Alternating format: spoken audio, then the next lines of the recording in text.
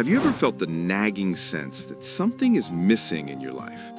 That if you just had that one more thing, a better job, a bigger house, a more exciting relationship, then you'd finally be happy. It's a feeling we all know well. We live in a world that constantly tells us we need more, more, more. But what if I told you that an ancient philosophy, born over 2,000 years ago, holds the key to a radical and liberating truth?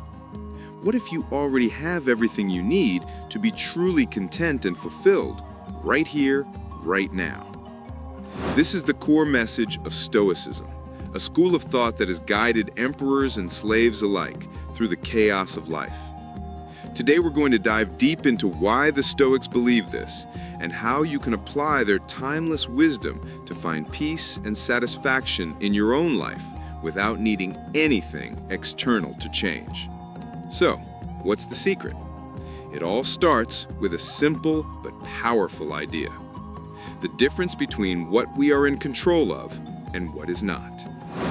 The Stoics, like Epictetus, a former slave who became a great philosopher, were obsessed with this distinction.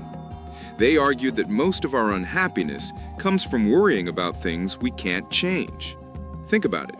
We're worrying about what other people think of us, the traffic, the weather, the economy. These are all external events, completely outside of our control. Chasing happiness by trying to control these things is like trying to catch the wind in a net. It's a recipe for frustration and disappointment. Instead, the Stoics urged us to focus our energy entirely on what we can control. And what is that? Our thoughts, our judgments, our choices, our actions. Your inner world. This is your domain, your kingdom. The Stoic philosopher and Roman Emperor Marcus Aurelius wrote in his private journal, which we now know as Meditations, "You have power over your mind, not outside events. Realize this, and you will find strength." This isn't about being passive or apathetic. It's about being strategic. It is about investing your precious time and energy where it will actually make a difference in shaping your character and your responses. So, if we already have control over our minds, why do we still feel like we need more? This brings us to the second key Stoic idea: desire. The Stoics saw that our desires are often a trap. We desire a new car, and when we get it, we feel a fleeting moment of joy. But soon, the novelty wears off, and we start desiring the next, even better car. It's a never-ending cycle known as the hedonic treadmill. We keep running, but we never actually get anywhere. Seneca, a wealthy statesman and advisor to Emperor Nero, wrote extensively about this. He said, "It is not the man who has too little, but the man who craves more that is poor." True wealth for a Stoic isn't about having a lot of possessions. It's about having few wants. The Stoics practiced something called negative visualization, where they would regularly imagine losing the things they cherished: their health, their loved ones, their possessions. This wasn't about being morbid or pessimistic. It was a powerful exercise in gratitude. By imagining life without these things, they learned to appreciate them more deeply in the present moment. It helps you realize that the things you already have are the very things you once wished for. You already possess incredible riches. Think about it. Right now, you have the ability to think, to learn, to love. You have the air in your lungs. You might have a roof over your head and food to eat. These are not small things. By consciously appreciating what we already have, we shift our focus from a mindset of lack to one of abundance. The desire for more begins to fade, not because you're suppressing it, but because you're genuinely content with what is.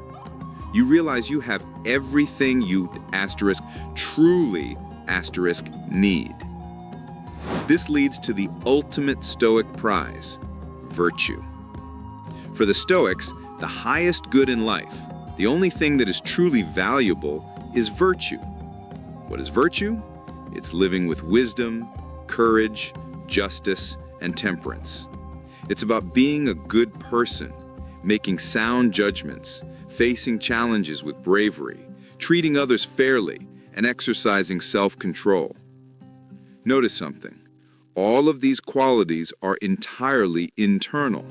They depend on your choices and your character, not on your bank account, your social status, or whether people like your latest post online. This is why the Stoics believed you already have everything you need. You were born with the capacity for reason and the potential to develop virtue. That is the raw material. Everything else, wealth, health, reputation, they called indifference. Not because they didn't matter at all, but because they were indifferent to your moral worth and your ability to live a good life. You could be a good, virtuous person whether you were rich or poor, sick or healthy.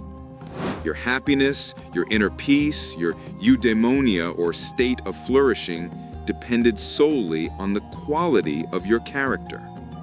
So, how can we put this into practice today? Let's make it concrete. First, start your day with the dichotomy of control. As you wake up, remind yourself of what you can and cannot control. When you feel anxiety creeping in, ask yourself, is this thing that's worrying me within my control? If the answer is no, then practice letting it go. Acknowledge the feeling, but consciously shift your focus to what you can do about the situation, which is often just managing your response to it. Second, practice gratitude and negative visualization. Take a few minutes each day to reflect on what you have. Don't just list things, try to feel the gratitude. Imagine your life without a close friend or a simple comfort like a warm bed. This will make you cherish what you have right now, transforming ordinary moments into sources of joy. You'll stop taking for granted the incredible gifts that already fill your life. Third, focus on your actions, not the outcomes. When you're working on a project, pour your effort into doing the best job you can that is within your control. Whether you get the promotion or the project is a huge success is ultimately not entirely up to you. Detach your sense of self-worth from the result. Your reward is the act itself, the act of applying yourself with excellence and integrity. This is how you cultivate virtue. The Stoic message is a radical departure from our modern consumerist culture, but it's incredibly empowering. It's a declaration of independence. It says, you don't need anyone's approval. You don't need the latest gadget. You don't need to achieve some external milestone to be whole and happy. You already have the most powerful tool in the universe, your own mind. You have the capacity for reason, for virtue, for inner peace. By focusing on what you can control, managing your desires, and cultivating your character, you unlock a source of contentment that no one can ever take away from you. You discover that the key to a good life isn't out there somewhere waiting to be found. It's been inside you all along. You already have everything you need. Thank you so much for joining me on this journey into Stoic wisdom. If this resonated with you, please hit that like button and subscribe for more content on philosophy for modern life. I'd love to hear your thoughts in the comments below.